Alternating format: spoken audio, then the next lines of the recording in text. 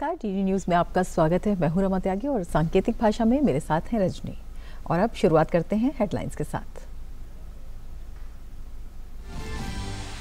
रक्षा मंत्री राजनाथ सिंह ने अपनी चीनी समकक्ष जनरल वेई फेंग से रूस में एससीओ सम्मेलन से इतर की मुलाकात। मॉस्को में एससीओ के रक्षा मंत्रियों की बैठक को किया संबोधित। कहा, क्षेत्र की शांति, स्थिरता और सुरक्षा के लिए परस्पर हितों और प्रति गैर आक्रामकता और संवेदनशीलता की है जरूरत। रक्षा मंत्री ने अपने रूसी समकक्ष से भी की द्विपक्षीय वार्ता।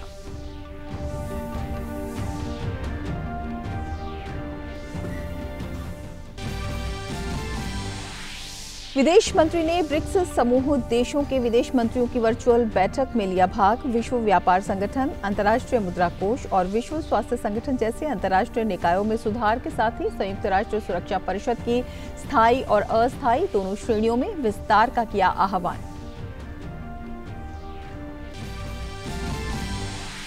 राष्ट्रपति रामनाथ कोविंद देश भर के 47 उत्कृष्ट शिक्षकों को शिक्षा के क्षेत्र में किए गए उल्लेखनीय कार्यों के लिए राष्ट्रीय शिक्षक पुरस्कार से करेंगे सम्मानित।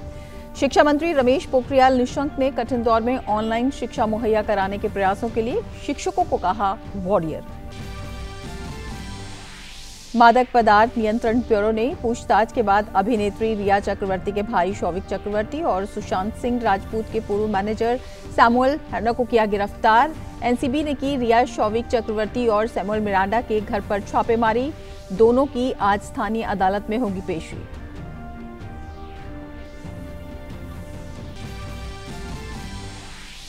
देश में कोविड-19 से स्वस्थ होने की दर 77% से ऊपर। मृत्यु दर घटकर हुई 1.74%। अब तक 30 लाख से अधिक लोगों ने कोरोना का दी मात।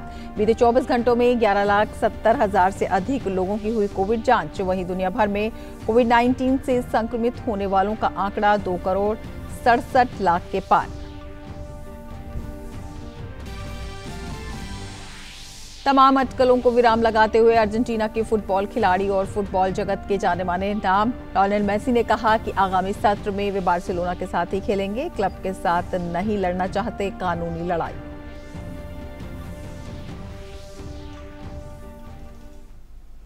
और अब विस्तार से समाचार। रक्षा मंत्री राजनाथ सिंह और चीन के रक्षा मंत्री वेई फेंगे के बीच शुक्रवार को रूस की राजधानी मॉस्को में मुलाकात हुई। इस दौरान दोनों नेताओं के बीच पूर्वी लद्दाख में सीमा पर तनाव कम करने के उपायों पर बातचीत हुई। इस द्विपक्षीय बैठक का अनुरोध चीन के रक्षा मंत्री ने किया था। ये बैठक करीब 2 घंटे 20 मिनट तक चली। इससे पहले दिन में रक्षा मंत्री राजनाथ सिंह ने मॉस्को में शंघाई सहयोग संगठन, सामूहिक सुरक्षा संधि संगठन और कॉमनवेल्थ ऑफ इंडिपेंडेंट स्टेट्स के रक्षा मंत्रियों के संयुक्त बैठक को संबोधित किया।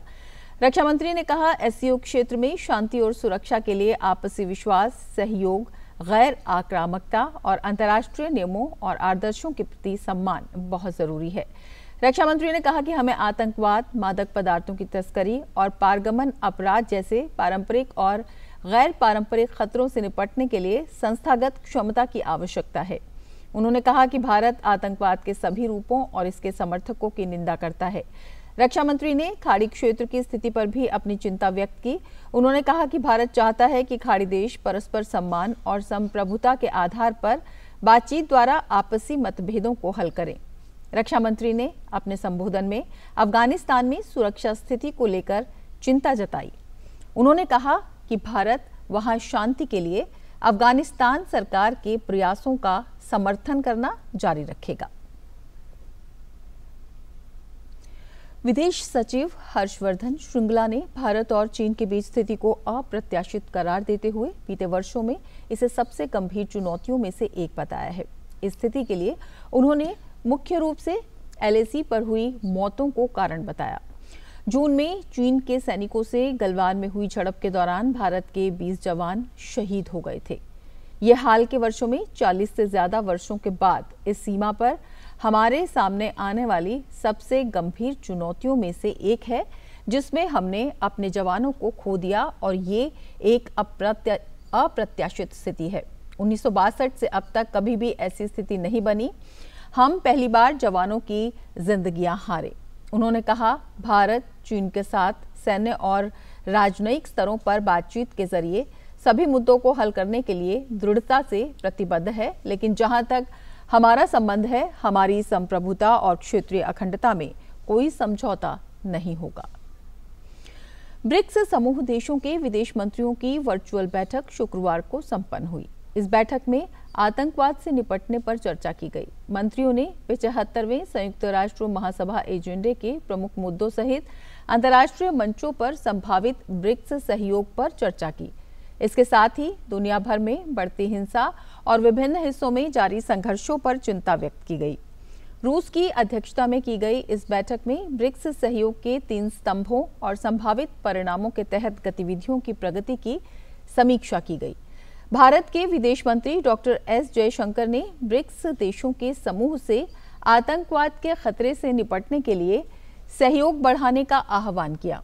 अपने संबोधन में जयशंकर ने समकालीन वैश्विक वास्तविकताओं और दुनिया के लाखों लोगों की भावनाओं को प्रतिबिंबित करने के लिए संयुक्त राष्ट्र में सुधार की आवश्यकता पर भी जोर दिया। उन्होंने कहा कि आर्थिक, राजनीतिक और सामाजिक क्षेत्रों में चुनौतियों का सामना करने में ब्रिक्स एक महत्वपूर्ण भूमिका अदा कर सकता है। विदेश मंत्री डॉक्टर एस जयशंकर ने भारत सरकार की आत्मनिर्भर भारत पहल का भी जिक्र करते हुए इसे गतिशील और पारस्परिक रूप से लाभप्रद वैश्विक आर्थिक अनुबंध बताया। उन्होंने इसके 5 मुख्य बिंदुओं अर्थव्यवस्था, बुनियादी ढांचा, प्रौद्योगिकी, जनसांख्यिकी और मांग को विकास की तेज रफ्तार के लिए मददगार बताया। विदेश मंत्री ने विश्व व्यापार संगठन, अंतर्राष्ट्रीय मुद्रा कोष और विश्व स्वास्थ्य संगठन जैसे अंतर्राष्ट्रीय निकायों में सुधार के साथ ही संयुक्त राष्ट्र सुरक्षा परिषद की स्थायी और अस्थायी दोनों श्रेणियों में विस्तार का भी आह्वान किया। ब्रिक्स के सदस्य देशों में ब्राजील, रूस, भारत, चीन और दक्षिण अफ्रीका शामिल है। मादक पदार्थ नियंत्रण ब्यूरो यानी एनसीबी ने शुक्रवार को अभिनेता सुशांत सिंह राजपूत की मौत से जुड़े मादक द्रव्य के मामले में मुख्य आरोपी रिया चक्रवर्ती के भाई शौविक चक्रवर्ती और सैमुअल मिरांडा को गिरफ्तार कर लिया। इससे पहले शुक्रवार तड़के उनके घर पर 4 घंटे तक छापेमारी की गई। चक्रवर्ती और मिरांडा को एनडीपीएस अधिनियम की विभिन्न धाराओं के तहत गिरफ्तार किया गया है। दोनों को आज स्थानीय अदालत के समक्ष पेश किया जाएगा। राजपूत की मौत के मामले की जांच में जुटी सीबीआई और प्रवर्तन निदेशालय द्वारा दर्ज प्राथमिकियों में भी शौविक चक्रवर्ती और मिरांडा का नाम बतौर आरोपी दर्ज है। गौरतलब है कि राजपूत 14 जून को बांद्रा स्थित अपने फ्लैट में मृत पाए गए थे। आज शिक्षक दिवस है, जो महान शिक्षाविद और देश के पूर्व राष्ट्रपति डॉक्टर सर्वपल्ली राधाकृष्णन के सम्मान में हर साल 5 सितंबर को मनाया जाता है। शिक्षक दिवस के मौके पर हर साल देश के सर्वश्रेष्ठ शिक्षकों को राष्ट्रीय शिक्षक पुरस्कार से सम्मानित किया जाता है।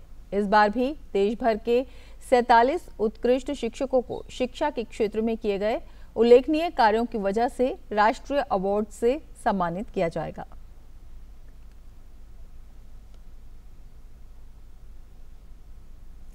शिक्षक दिवस के अवसर पर केंद्रीय शिक्षा मंत्री रमेश पोखरियाल निशंक ने देशवासियों को शुभकामनाओं के साथ संदेश दिया। मैं शिक्षक दिवस के अवसर पर आप सभी को बहुत सारी बधाई और शुभकामना देना चाहता हूं। मैं समझता हूं कि हम सब के जीवन में शिक्षकों की बहुत ही अहम भूमिका रही है। हमारे भारत की संस्कृति में कहा, गुरुर् ब्रह्मा गुरुर्विष्णु, गुरुदेवो महेश्वरः, गुरु साक्षात परम ब्रह्म, तस्मै श्री गुरुवे नमः। गुरु का शीर्ष स्थान रहा है, क्योंकि गुरु रास्ता दिखाने वाला गुरु, अज्ञान के अंधकार को मिटाने वाला गुरु, हर विपरीत परिस्थिति में ताकत देने वाला गुरु। मैं तो ये देखता हूँ कि जब पूरी दुनिया कोरोना काल की बाहर संकट से गुजर रही थी, तब मुझे लगता है कि हमारे देश के शिक्षकों ने एक योद्धा की भूमिका निभाई। बच्चे को किस तरीके से ऑनलाइन एजुकेशन दे करके और अभिभावक और अध्यापक ने मिल करके 25 करोड़, 30 करोड़, 33 करोड़ छात्र छात्राओं को ऐसी स्थिति में संभाला जबकि लोग घरों पर कैद हो गए थे। हमारे देश के महामहिम राष्ट्रपति जी, जिनको अभिनंदित कर रहे हैं राष्ट्रीय सम्मान से, जो सम्मानित हो रहे हैं, उन सभी अध्यापक भाई और बहनों का मैं अभिनंदन करता हूं। और इससे पहले जो भी इस राष्ट्रीय सम्मान से सम्मानित हो चुके हैं उन सभी अध्यापक गण को भी मैं अभिनंदित कर रहा हूं, उनको साधुवाद देता हूं, उनको बधाई देना चाहता हूं। और मुझे भरोसा है कि जो हमारी नई शिक्षा नीति आई है वो गुरुजन के ही आशीर्वाद से वो अंतिम फलक पर पहुंच करके और शिखर को चूमेगी।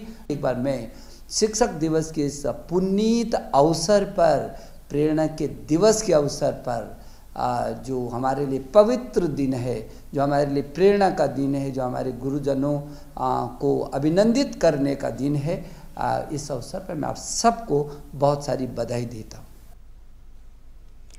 आगे बढ़ते हैं। कोरोना के खिलाफ जंग में भारत टेस्टिंग के लगातार नए कीर्तिमान हासिल कर रहा है। पिछले 24 घंटों में करीब 11,70,000 कोविड नमूनों की जांच की गई। इसके साथ ही दुनिया के किसी भी अन्य देश ने अभी तक प्रतिदिन इतने परीक्षण नहीं किए हैं। दैनिक परीक्षणों में आई तेजी के कारण कुल परीक्षण 4,66,79,145 हो गए हैं। अधिक टेस्ट के बावजूद दैनिक पॉजिटिविटी दर अभी भी 7.5% से कम है, जबकि कुल पॉजिटिविटी दर 8.5% से कम है। सरकारी क्षेत्र में 1026 और निजी क्षेत्र में 617 प्रयोगशालाएं काम कर रही हैं। इससे पूरे देश में कुल मिलाकर 1,643 प्रयोगशालाएं हो गई हैं, जिनसे प्रयोगशालाओं का मजबूत नेटवर्क उपलब्ध हुआ है। रिकवर होने वाले मरीजों की संख्या तेजी से बढ़ रही है और अब ये 30 लाख से ऊपर हो गई है। रिकवरी रेट बढ़कर 77.15% हो गया है। कोविड की मृत्यु दर घटकर 1.74% हो गई है। ये दर वैश्विक औसत से काफी कम है। 0.5% से कम मरीज वेंटिलेटर पर रह गए हैं। इसके साथ ही 2% मरीज आईसीयू में हैं। 3.5% से कम मरीज ऑक्सीजन सपोर्ट पर हैं। असम सरकार ने शनिवार और रविवार का लॉकडाउन और रात का कर्फ्यू हटा लिया है। राज्य के मुख्य सचिव कुमार संजय कृष्णा ने ये जानकारी एक ट्वीट में दी। हालांकि उन्होंने लोगों से कोविड-19 नियमों का अनुपालन करने की अपील की। राज्य में स्कूल, कॉलेज, शैक्षणिक संस्थान 30 सितंबर तक बंद रहेंगे। वहीं कंटेनमेंट जोन में 30 सितंबर तक लॉकडाउन लगा रहेगा। असम सरकार स्वास्थ्य विभाग द्वारा जारी कोविड-19 दिशा निर्देशों के अनुपालन पर गुवाहाटी उच्च न्यायालय के निर्देशों को लागू करने के लिए एक मानक संचालन प्रक्रिया तैयार कर रही है। गुवाहाटी उच्च न्यायालय की एक खंडपीठ ने बृहस्पतिवार को एक जनहित याचिका पर सुनवाई करते हुए सभी जिला पुलिस प्रमुखों, उनसे कनिष्ठ अधिकारियों और थाना प्रभारियों को सड़कों पर सक्रिय होने का निर्देश दिया था। उच्च न्यायालय ने पुलिस को मास्क नहीं पहने लोगों और सोशल डिस्टेंसिंग का पालन नहीं करने पर सख्ती से जुर्माना लगाने का निर्देश दिया है। दुनिया भर में कोरोना वायरस का कहर जारी है, जहां कोरोना से संक्रमितों की संख्या 2,67,72,000 के पार हो गई है। वहीं इस महामारी से मरने वालों की संख्या 8,78,000 के पार पहुंच गई है। कोरोना से सबसे अधिक प्रभावित देशों में अमेरिका सबसे आगे है, जहां कोरोना से संक्रमित लोगों की संख्या 63,86,000 से ज्यादा है। अमेरिका में इस महामारी से 1,92,000 से ज्यादा लोगों की मौत हो चुकी है। राष्ट्रपति डोनाल्ड ट्रंप ने नवंबर तक टीके के विकसित होने की उम्मीद जताई है, जबकि वॉशिंगटन विश्वविद्यालय के स्वास्थ्य संस्थान ने वर्ष के अंत तक कोरोना से होने वाली मौतों की संख्या में दोगुनी वृद्धि की आशंका जताई है। दुनिया में अमेरिका के बाद कोरोना से सबसे अधिक प्रभावित ब्राजील है, जहां 40,91,000 से ज्यादा लोग कोरोना से संक्रमित हैं। वहीं 1,25,000 से ज्यादा लोगों की मौत हो गई है। अर्जेंटीना के फुटबॉल खिलाड़ी और फुटबॉल जगत के जाने माने नाम लियोनेल मेसी ने साफ कर दिया है कि वो बार्सिलोना के साथ बने रहेंगे। दरअसल कुछ समय पहले ही उन्होंने क्लब छोड़ने की इच्छा जताई थी, लेकिन शुक्रवार को उन्होंने इस पर स्थिति साफ करते हुए कहा कि वो अभी 1 साल और बार्सिलोना के साथ ही रहेंगे। अपने इस फैसले के पीछे उन्होंने कहा कि वो नहीं चाहते कि वो अपने करार को लेकर अपने इस क्लब के साथ किसी तरह की कानूनी लड़ाई में उलझें। इसके साथ ही समाचारों में फिलहाल इतना ही। नमस्कार।